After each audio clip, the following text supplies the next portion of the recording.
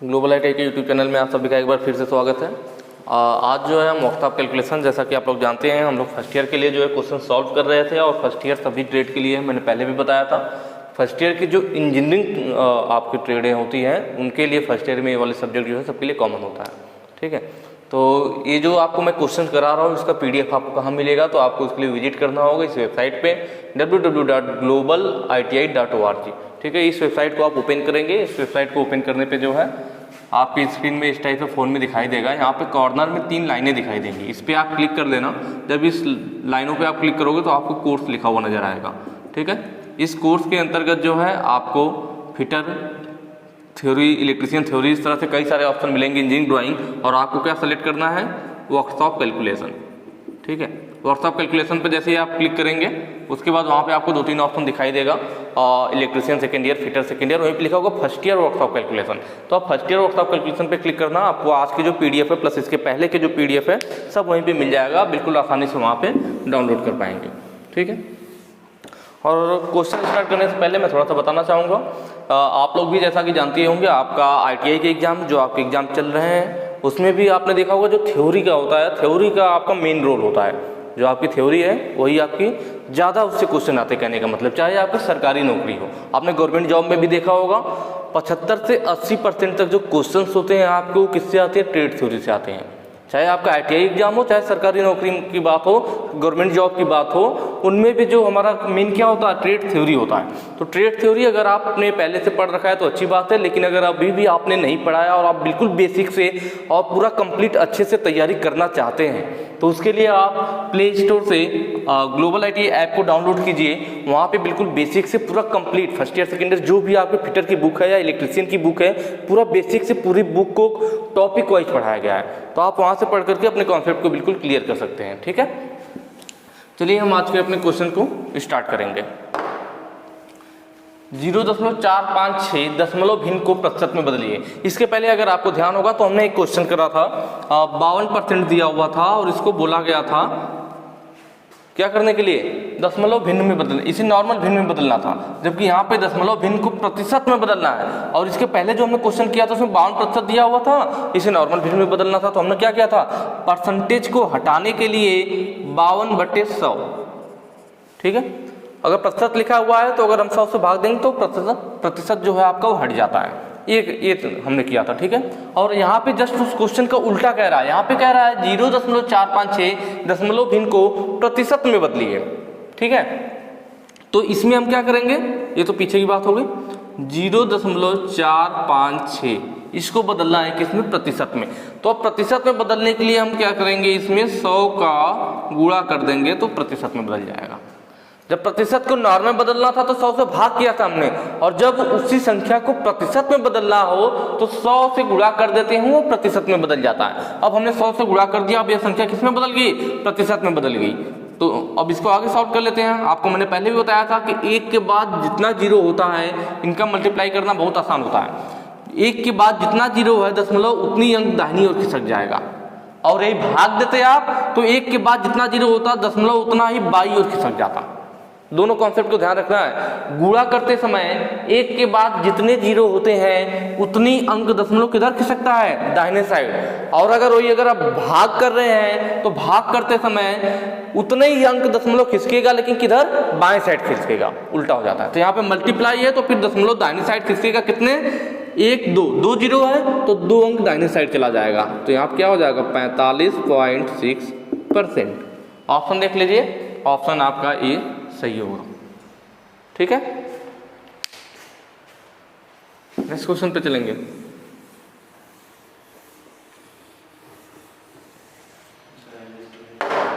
ठीक है, एक चीज और ध्यान देना आप लोग, आज जो मैं आपको ऑब्जेक्टिव क्वेश्चंस करा रहा हूं इसके पहले के भी वीडियोज जो आपको देखना हो, और भी कई सारे जो है इस टाइप के वीडियोज हमने क्वेश्चंस पे बना रखे हैं। उसके लिए आपको क्या करना है, अपने यूट्यूब में सर्च करना है ग्लोबल ITI।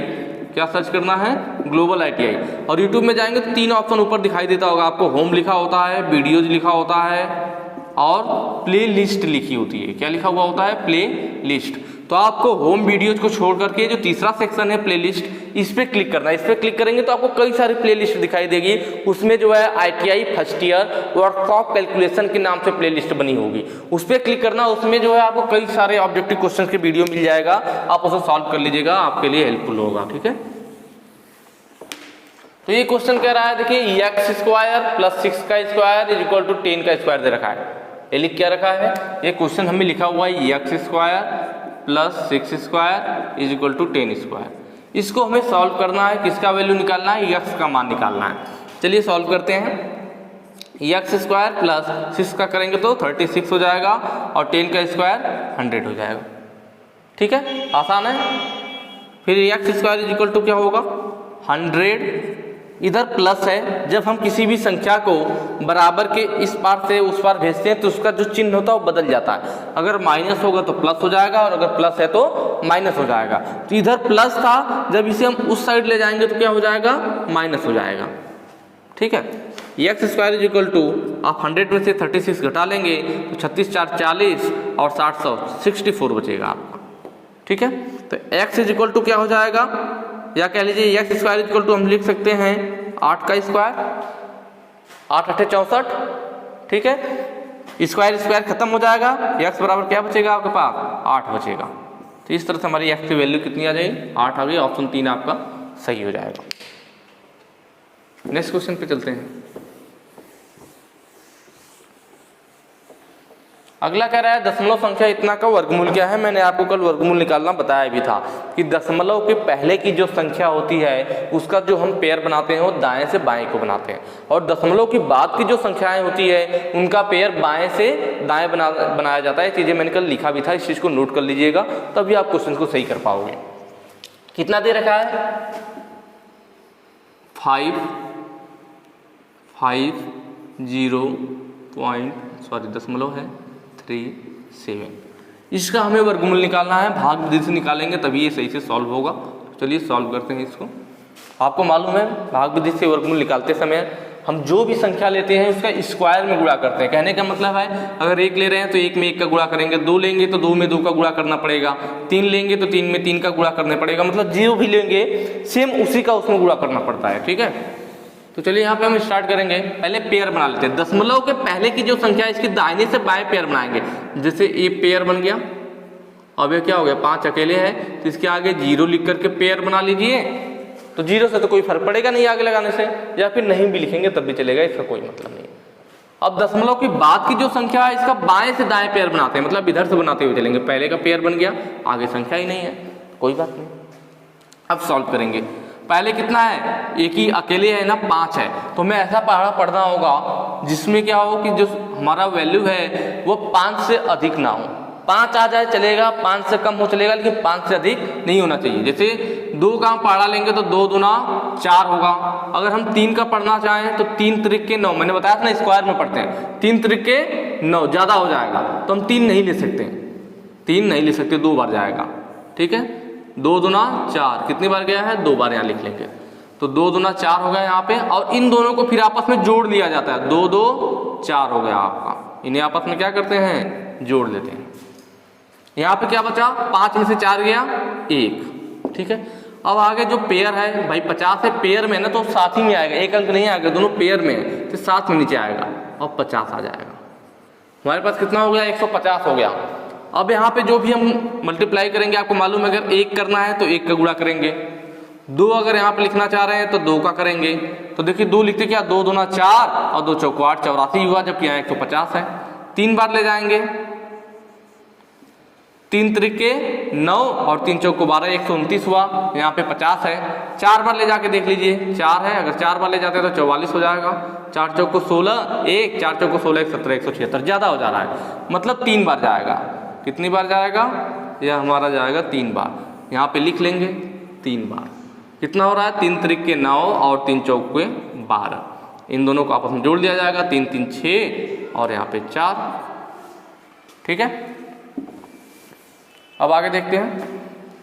10 में से 9 गया, 1 बचा, 4 में से 2 गया, 2 बचा, यही ना, 21 बच जाएगा आपका, एक काम खत्म हो गया आपका।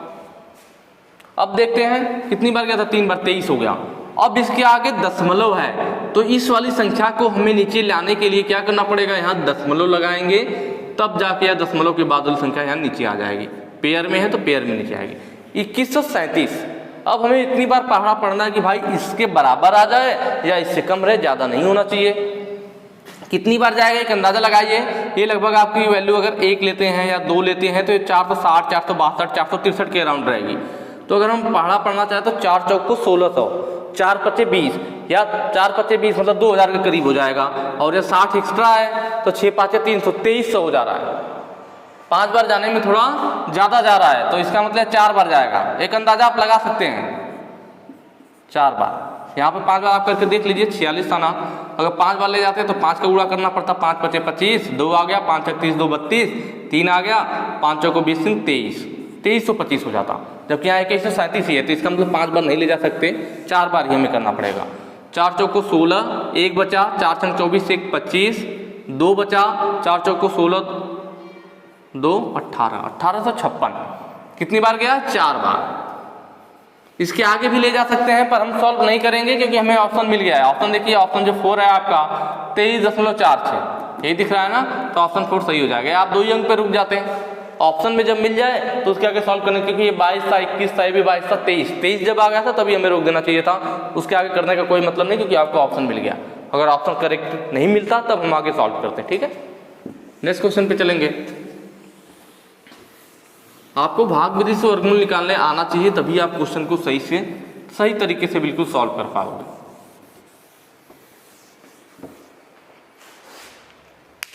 अगला क्वेश्चन है, देखिए दरअसल ये जो क्वेश्चन दे रखा था, पता नहीं क्या दे रखा है, OA 2 18 202 ये कुछ करके था, जो कि समझ में नहीं आया था क्या चीज़ है। ठीक है, अगर आपको ये क्वेश्चन समझ में आए तो मुझे कमेंट करके बताइएगा, तो मैं इसको कमेंट में ही सॉल्व करने की कोशिश करूंगा। बाकी क्वेश्चन मुझे समझ में नहीं आता कि क्वेश्चन दे क्या रखा है। ठीक है, इसका कोई मतलब ही नहीं समझ में आ रहा है, वो लिख रखा था या तो जो भी हो सकता है टाइपिंग एरर वगैरह कुछ होगा। तो अगर आपको क्वेश्चन समझ में आए तो कमेंट करके बताइए। बाकी नेक्स्ट क्वेश्चन पे चलते हैं। अगला है, यदि AC = 10 सेंटीमीटर, यहाँ पे फिगर बना रखा है, और BC = 6 सेंटीमीटर।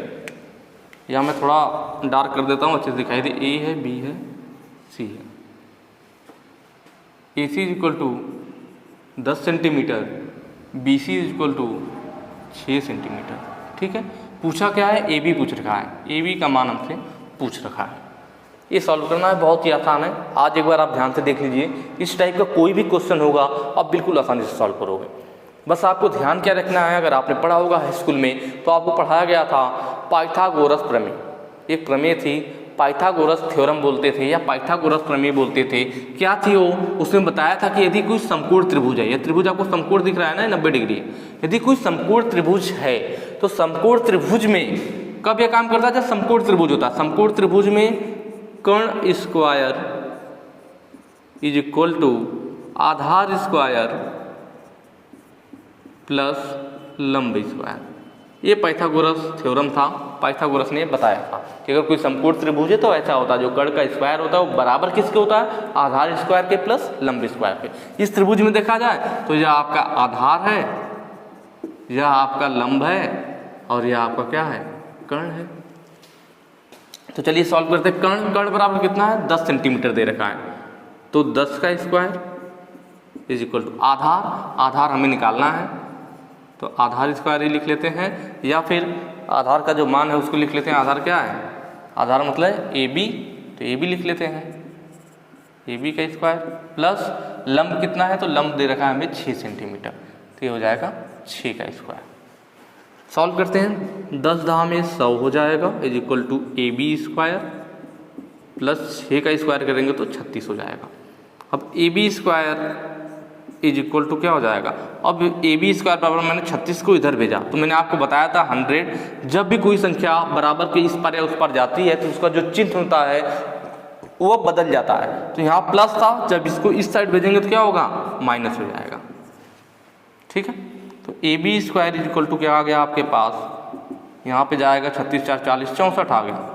तो AB बराबर क्या हो जाएगा भाई? अंडर रूट में हो जाएगा ना। इसको एक लाइन और सॉल्व करें तो AB = √64, बाहर क्या आएगा AB इक्वल टू 8, जो भी दे रखा हो सेंटीमीटर में है तो सेंटीमीटर हो जाएगा।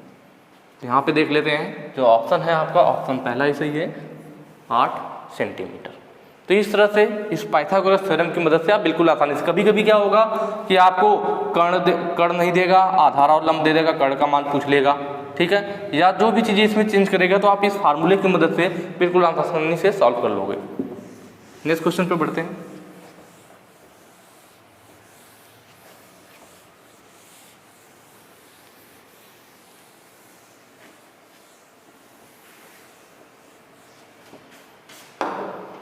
BC equal to 15 centimetre, AC equal to 9 centimetre. मैं यहाँ फिगर में बना देता हूँ, उसी टाइप का सेम क्वेश्चन है ABC।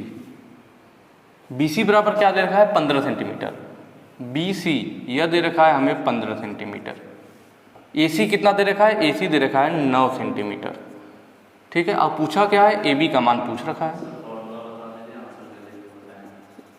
यह आधार हो गया, यह कर्ण हो गया आपका, और यह लंब हो गया, ठीक है। सेम पीछे वाले पे है वही फार्मूला पाइथागोरस थ्योरम का, कर्ण का स्क्वायर इज इक्वल टू आधार का स्क्वायर प्लस लंब का स्क्वायर, ठीक है। सारी वैल्यू आपके सामने है, आपको AB का मान निकालना है। आप इस क्वेश्चन को खुद से सॉल्व करेंगे, बिल्कुल पीछे वाले क्वेश्चन के बेसिस पे ही है, और इसका फिर आप आंसर कमेंट करके हमें कमेंट बॉक्स में बताइएगा, और मैं वहाँ पे देखूंगा कि आप सही बताते हैं या नहीं। अगर आपको समझ में आ गया होगा तो भाई आंसर सही होगा, बिल्कुल आसान है। सॉल्व करके इसका आंसर जरूर बताएं कमेंट बॉक्स में, ठीक है। नेक्स्ट क्वेश्चन पे चलेंगे। ये भी थोड़ा उसी टाइप का है, लेकिन इसको मैं हल्का सा आपको इसलिए बताऊंगा क्योंकि इसमें देख रहे हैं दशमलव में आंसर दे रखा है आपका, किसमें दे रखा है दशमलव में।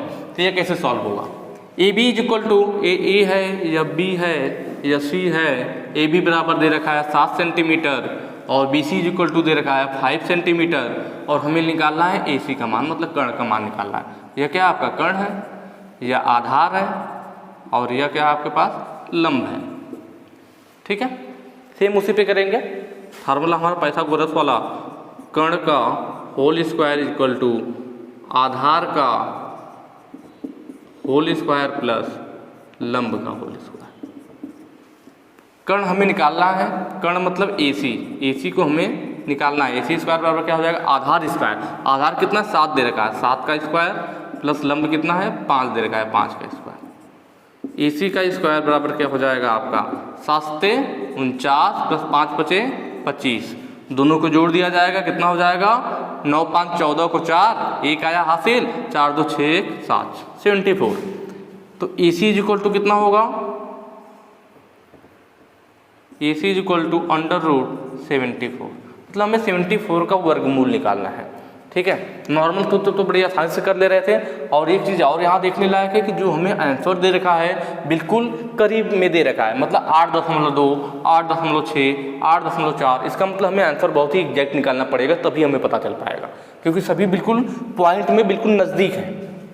चलिए तो 74 को हम सॉल्व करते हैं किस तरीके से, भाग विधि से। दो ही संख्या है, पेयर बन जाएगा, इसमें कुछ सोचना ही नहीं है, ठीक है। अब देखिए आपको मालूम है हम कितनी बार ले जाएंगे, अगर 2 बार ले जाते हैं 2 दूना 4 बहुत कम है, 3 बार ले जाते हैं तो 3 त्रिक के 9 74 से काफ़ी कम है। ऐसे 4 बार ले जाएंगे 4 चौको 16, 5 बार ले जाएंगे 5 बचे 25, 6 बार ले जाएंगे 6 6 के 36, 7 बार ले जाएंगे 7 से 49 होगा, 8 बार ले जाएंगे 8 8 64 अभी भी कम है, 9 बार ले जाएंगे तो 9 9 81 ज़्यादा हो जा रहा है ना, 9 बार ले जाएंगे तो कितना हो जाएगा 81 हो जाएगा, जबकि यहाँ पे 74 ही है। 8 बार ले जाएंगे तो 64 होगा। तो इसका मतलब हमें कितनी बार ले जाना होगा, 8 बार हमें पढ़ना पड़ेगा, 8 बार ले जाएगा, ठीक है।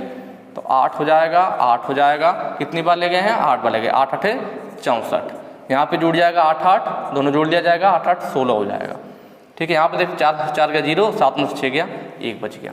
यहाँ 16 है, यहाँ 10 है, अब तो भाग जाएगा नहीं। इसके लिए हमें क्या करना पड़ेगा, यहाँ दशमलव लगाना पड़ेगा। जब यहाँ दशमलव लगाएंगे तो यहाँ पे क्या आएगा 2 0 उतरेगा, और आपको मालूम है दशमलव लगाने के बाद 0 जो आता है हमारा वो पेयर में आता है, 1 0 नहीं। नॉर्मल भाग होता है तो हम 1 0 बढ़ा लेते हैं ना, पर ऐसा नहीं होता है। हम इसमें बार बार देख रहे होंगे जब भी हम भाग विधि कर रहे हैं जो भी संख्या आ रही है पेयर में आ रही है, तो जब हम दशमलव बढ़ाएंगे तो यहाँ पे जो 0 आएगा वो अभी पेयर में आएगा, 1 0 नहीं आएगा।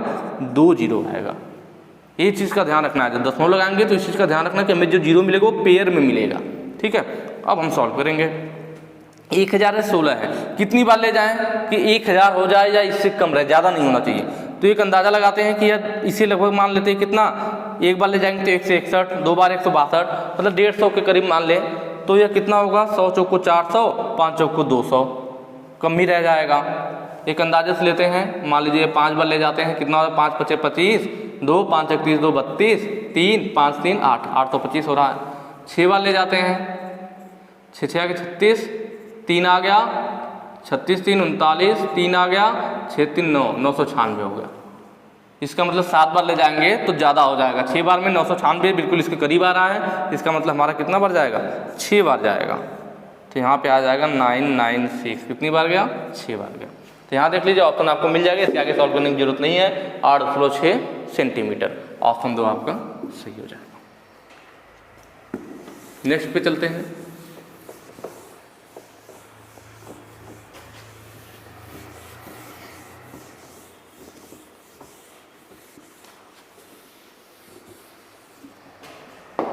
अगला क्या है, यदि कुल लंबाई L is equal to 2.75 metre, L1 अनुपात L2 इज इक्वल टू 2 संबंध 3 है, तो L2 का मान क्या होगा, ये चीज हमसे पूछ रखा है।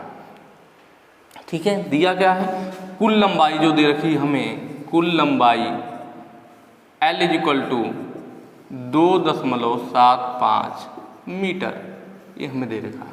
दूसरा क्या कह रहा है कि L1 अनुपात L2 इज इक्वल टू 2 संबंधित 3, वैल्यू किसकी पूछी है, L2 का पूछ रखा है।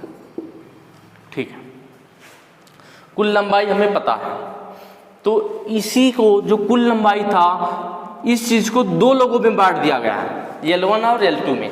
जो पूरी लंबाई थी 2.75 मीटर, ठीक है, उसको किसके किसके में बांटा गया, L1 और L2 में बांटा गया है।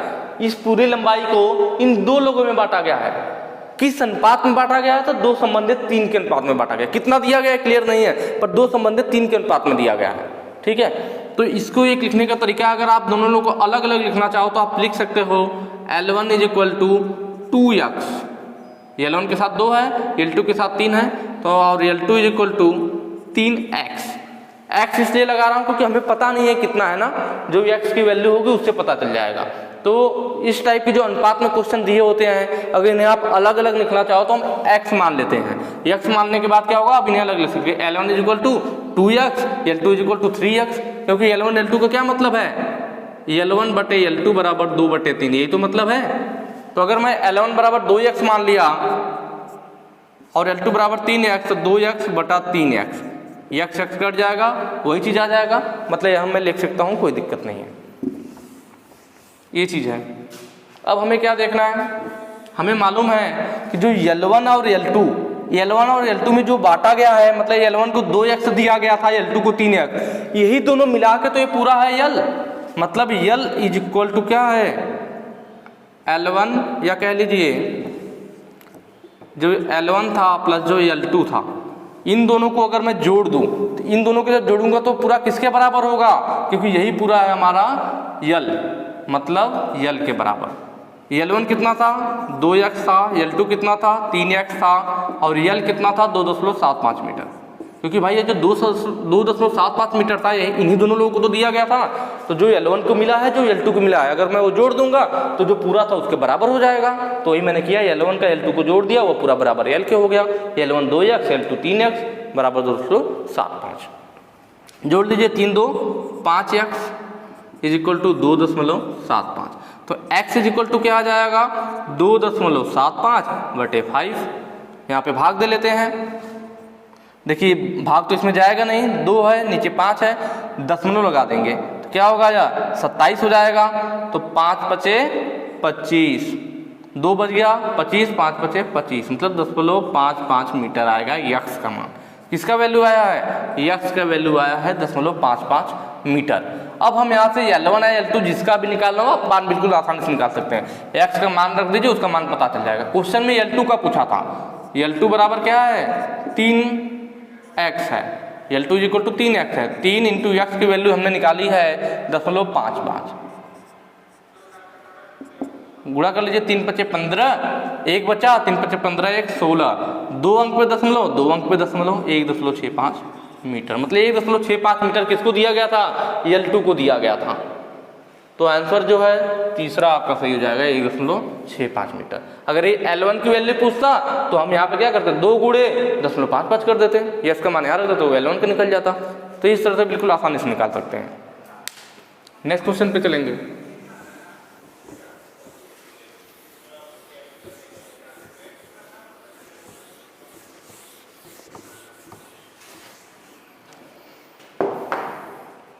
यदि एक मैकेनिक को 8 मशीनों को असेंबल करने में 3 दिन लगते हैं, एक मैकेनिक है जिसको क्या करना है, 8 मशीनों को असेंबल करना है, तो उसको कितने दिन लग रहे हैं? 3 दिन लग रहे हैं। तो 64 मशीनों को असेंबल करने में कितना दिन लगेगा? 2 तरीका मैं बताऊंगा, जो आपको अच्छा लगे उससे सॉल्व कीजिए, ठीक है। कह रहा है एक मैकेनिक है, उसे 8 मशीन को असेंबल करने में कितना दिन लगा? 3 दिन लगा। चलिए लिखते हैं, चूंकि 8 मशीनों को असेंबल करने में लगते हैं कितने दिन? 3 दिन। भाई सिंपल सी बात है, 8 मशीन को असेंबल करने में 3 दिन, तो 64 मशीन को असेंबल करने में कितना दिन लगेगा? अगर आपको पता चल जाए कि एक मशीन को असेंबल करने में कितना दिन लग रहा है, तो आप आसानी से निकाल लोगे ना। कि अगर आपको कोई कहता है कि एक दिन में आप 10 मशीन असेंबल कर रहे हो, मतलब 10 मशीन एक दिन में, तो 100 मशीन कितने दिन में करोगे? तो आप फटाक दे भाग दे के बता दोगे कि भाई 10 दिन में करूंगा। एक दिन में अगर 10 मशीन असेंबल कर रहा हूं तो 100 मशीन 10 दाम में 100, 10 दिन में करूंगा, ठीक है। तो वही चीज हमें यहाँ पे निकालना है कि अगर 8 मशीन को असेंबल करने में 3 दिन लग रहा है, तो एक मशीन को असेंबल करने में कितना दिन लगेगा? जो दिन आएगा उसी में हम गुणा कर देंगे, उसका पता चल जाएगा 64 का। एक दिन, भाई एक दिन में जितने मशीनें वो असेंबल करेगा उसमें 64 का गुणा करेंगे, हमें पता चल जाएगा। तो इसलिए एक मशीन को असेंबल करने में लगा समय 8 मशीन 3 दिन में, तो एक मशीन 3 में 8 से भाग दे दीजिए, 3/8 दिन में। भाई एक मशीन को कितना समय लगा? तो 3/8 दिन। इसलिए कितने मशीनों का निकाला? 64 मशीनों का। तो 64 मशीनों को असेंबल करने में लगा समय क्या होगा? तो 3/8 × 64। आसान है भाई। एक मशीन में अगर इतना दिन लग रहा है तो 64 मशीन में, उसमें 64 का गुणा कर दीजिए, 8 × 8 = 64, कितना हो गया? 8 × 3 = 24, 24 दिन। बिल्कुल आसानी से आ गया। या एक और तरीका था, एक फार्मूला आप लोगों ने पढ़ा होगा कार्य और समय वाले में, M1 D1 T1 / W1 = M2 D2 T2 / W2। इस फार्मूले से आप जो जो चीज़ दिया उसको लेकर के बिल्कुल आसानी से निकाल सकते हैं। M क्या होता है? M का मतलब मैन होता है, मतलब आदमी की संख्या को बताता है, आदमी के लिए। D का मतलब दिन, डे का मतलब कितने दिन लग रहे हैं। T1 का मतलब टाइम, मतलब समय की बात है। और W1 का मतलब वर्क, W से वर्क मतलब काम की बात है। वैसे इसमें भी वही चीज है, M मतलब मैन मतलब आदमी, डे से डे मतलब दिन, T से समय और W से काम, ठीक है। तो अब हमें क्वेश्चन में देखना है क्या क्या दिया है। 8 मशीन को असेंबल कर रहा है, मतलब इन मशीनों को हमें असेंबल करना, मतलब यह क्या है? काम है ना। 8 मशीन, उसके बाद 64 मशीन, यह आपको काम दिया गया है। तो मतलब अगर हम इसमें से लिखना चाहें तो जो हमारा W1 होगा, पहला काम है वह 8 मशीनों का है, कितने दिन में पूरा हो रहा है? तो ये पहला वाला जो दिया रहेगा वो D1 माना जाएगा, 3 दिन में। पहला वाला W1 माना जाएगा, जो पहला मिलेगा वो पहला काम, जो पहला समय हुआ पहला वाला दिन है। अब दूसरा काम कितना? 64 मशीन हो गया, मतलब W2। दूसरा काम 64 मशीनों का मिल गया। अब वही पूछ रहा है कि कितने दिन लगेंगे, मतलब हमसे दूसरा वाला दिन, मतलब D2 पूछ रहा है। क्या क्या दिया है? W दिया है, D दिया है। तो इस फार्मूले में से हम सिर्फ वही लेंगे जो दिया हुआ है।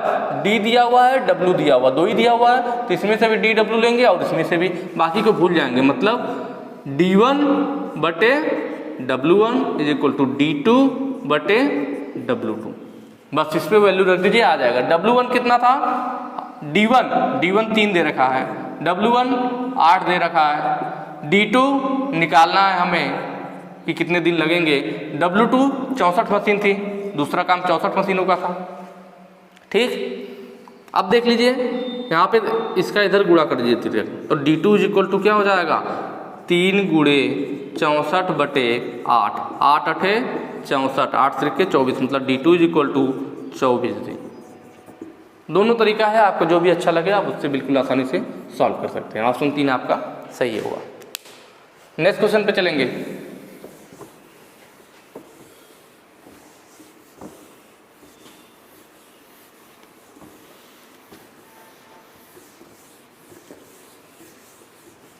ठीक है,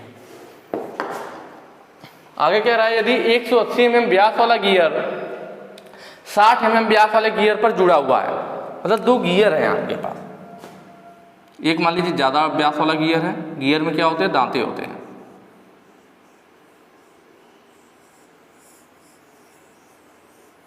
ठीक है, और दूसरा गियर है जो छोटा है,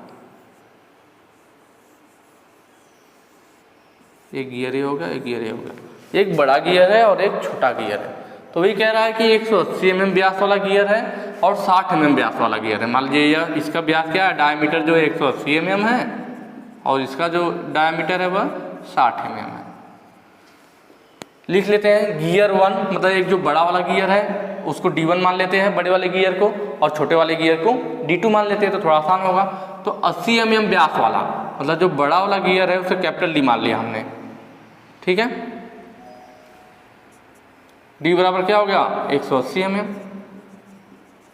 जो छोटा वाला गियर है मान लीजिए उसे स्मॉल D मान लीजिए, छोटा D तो छोटे D से, उसका व्यास कितना है 60 mm है। दो चीजें हो गई, जुड़ा हुआ है। आगे लिखा है बड़ा गियर 60 RPM से घूमता है। बड़े वाले गियर के लिए हमने कैपिटल ले लिया था तो कैपिटल N ले लेंगे, N मतलब चक्कर प्रति मिनट, वही जो RPM है, RPM का मतलब क्या होता है रोटेशन पर मिनट, रोटेशन पर मिनट, यही होता हमारा क्या RPM, तो वही है चक्कर प्रति मिनट। तो 60 RPM दे रखा किसका बड़े वाले गियर का, बड़े वाले गियर का RPM दिया हुआ है 60 RPM। तो छोटे गियर का RPM क्या होगा, छोटे के लिए स्मॉल n मान लेते हैं, छोटे वाले के में निकालना, ठीक है। तो एक चीज यहाँ ध्यान से सोचिएगा, ये बड़ा गियर है या छोटा गियर है, ठीक है। तो बड़ा वाला गियर अगर मान लीजिए एक चक्कर लगाएगा तो उतने में हो सकता है छोटा वाला गियर 2-3 चक्कर लगा ले, ये इसकी दांतों की संख्या पर डिपेंड करेगा। तो अगर मान लीजिए बड़े गियर में 40 दांत है, कितने हैं 40 दांत है, छोटे में 20 दांत है। तो जब बड़ा वाला गियर 20 दांत घूमेगा तो छोटा वाला, भाई दोनों गियर के दांतें आपस में फंस करके चलते हैं, तो अगर जब बड़ा वाला गियर 20 दांत घूमेगा मतलब गियर आधा ही घुमा होगा, बड़े वाले में 40 दांत है सपोज कर लीजिए, तो जब बड़ा वाला गियर आधा ही घुमा होगा 20 दांत घुमा होगा तभी छोटे वाले गियर का क्या होगा एक चक्कर पूरा हो जाएगा, क्योंकि ये 20 दांत वाला गियर है। जब बड़ा वाला गियर 40 दांत घूमेगा मतलब एक चक्कर लगाएगा तब उतने में इसको भी 40 दांत घूमना होगा, तो इसको 2 चक्कर लगाना पड़ेगा, मतलब बड़ा गियर जब एक चक्कर लगाएगा उतने में 2 चक्कर लगा लेगा। तो भाई यह तो अलग हो गया, लेकिन ये चीज देखने वाली चीज है कि अगर बड़ा वाला गियर एक चक्कर लगाया तो उतने में यह 2 चक्कर लगाया, क्योंकि इसके दांतों के बराबर चलेगा ना, इसका मतलब दोनों गियर के द्वारा जो चली गई दूरी होगी वो बराबर होगी, क्योंकि बड़ा वाला गियर एक चक्कर लगाया उतने में यह 2 चक्कर लगाया, क्यों, क्योंकि इसके दांतों की संख्या कम थी, तो इसके बराबर दूरी चलने के लिए इसे 2 चक्कर लगाना पड़ा। इसका मतलब ये हो गया कि बड़े वाला गियर हो या छोटे वाला गियर, इनमें दांतों की संख्या जो भी हो, लेकिन दोनों चलेंगे ना उनकी दूरी बराबर होगी, ठीक है। तो ये चीज हमें ध्यान देना पड़ेगा। बड़े वाले गियर के द्वारा चली दूरी किसके बराबर होगी, छोटे गियर द्वारा चली दूरी, छोटे गियर द्वारा चली दूरी, मतलब दोनों की दूरी बराबर होगी। बड़े वाला गियर जितना दूरी चलेगा उतना ही छोटा वाला चलेगा। अब बड़े वाला गियर कितना दूरी चलेगा, कोई भी भाई गियर है तो अपनी परिधि के बराबर दूरी चलता है, मतलब परिधि आप जानते हैं किसी भी वृत्त का परिधि क्या होता है 2πr, यही होती है परिधि ना 2πr। अब कितनी दूरी चला तो इसके लिए कितना चक्कर लगाया, तो इसलिए आगे n का गुणा कर देते हैं, n का मतलब क्या हो गया चक्कर, तो वो पता चल जाएगा टोटल दूरी कितनी है। कोई भी भाई वृत्त एक चक्कर लगाएगा तो अपने परिधि के बराबर दूरी चलेगा, अगर 2 चक्कर लगा दिया तो यहाँ पे 2 लिख देंगे, तो मतलब अपने परिधि के 2 गुना, 3 चक्कर तो 3 गुना।